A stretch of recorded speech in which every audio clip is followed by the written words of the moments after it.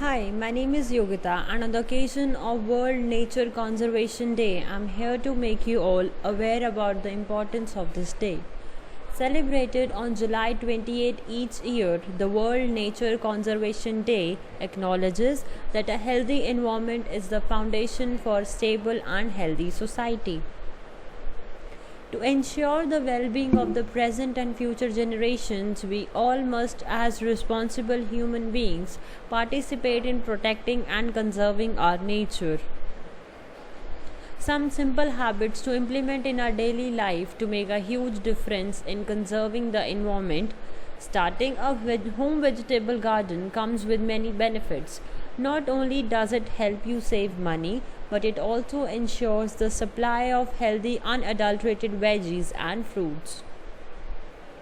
Not just planting trees, it is important to treasure them as well. Plant a tree every month, encourage your friends and colleagues to join you as well.